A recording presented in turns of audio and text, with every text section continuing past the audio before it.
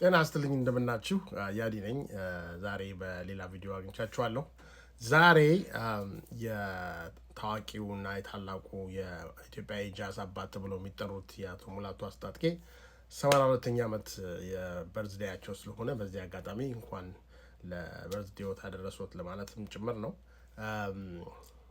አቶ ሙላቱ የዛሬ 82 ዓመት በጅማ ከተማ ነው የተወለዱት። ከዛ በሙዚቃ አድገው በእንግሊዝ ሀገር እንደዚሁም በቦስተን በመማር በጣም ብዙ ትላልቅ ነገሮችን አካምፕሊሽ ያደርጉ ናቸው።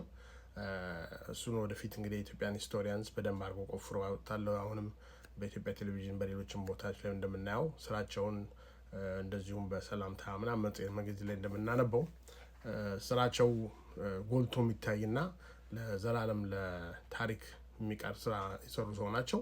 አሁንም ጠንካራ ናቸው። ባለፈው እንደሰማሁት ከሆነ የመጨረሻ ኮንሰርታቸው ለንደን ላይ ያደርጉት ይባል ሰምቼ ነበረ። ግን ስራቸው ይቀጥላል። ቢኮዝ ሪከርዲንግም ሌሎች ነገሮችን ማድረጋለሁ ብለዋል። ለማንኛውም እሳቸውን የሚያክል ትልቅ ሰው ለሀገር ያበረከቱ ሰው ስለሆኑ መከበርና መወደስ አለባቸው። ምክንያቱም ስራቸው በጣም የኢትዮጵያን ሙዚቃ በዓለም ላይ ማርክ እንዲጥል ያደረጉ ሰው ናቸው። ከታዋቂው ከዱክ ኤሊንግተን ጋር የተጫወቱ እንደዚሁም ደግሞ ስራቸው በትላልቅ የሆሊውድ ሙቪስ ለምሳሌ እንደ ብሮከን ፍላወር እንደዚሁም ደግሞ በታዋቂ ፕሮጀክቶች ላይ ከአሁን ዲስተንስ ሪሌቲቭ የሚለው የዴሚያን ማሊና የናስ አልበም ላይ ዋና ሳውንድ ትራኩ የሆነው ሙዚቃዎቻቸው እና ስራዎቻቸው በጣም ብዙ ዓለም አቀፍ ተወዳጅነትን ያገኙ እውነት ለመናገር በሙዚቃ የኢትዮጵያ አምባሳደር ሆነው ኢትዮጵያን ያስተዋውቁ ሰው ናቸው እና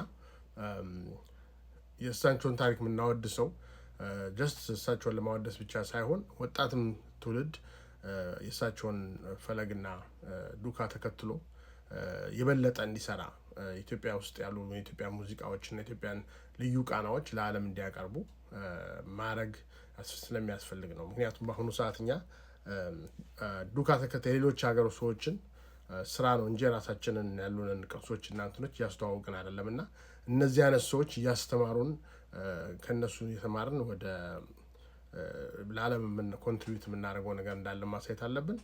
በዚህ አጋጣሚ ለሰሩት ስራና ለሰጡን ክብር በጣም እናመሰግናለን።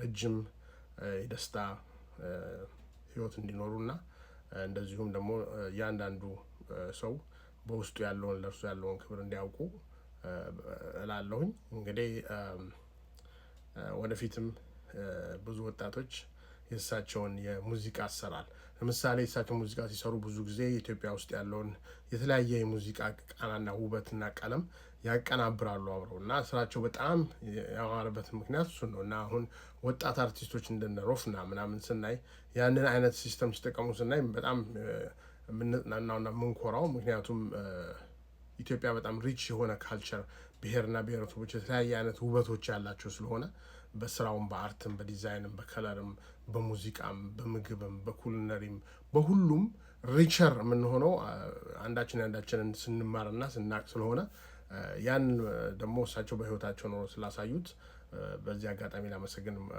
ፈልጋለሁኝ። እንኳን ለ82ኛ ዓመት በዓል አደረሶት።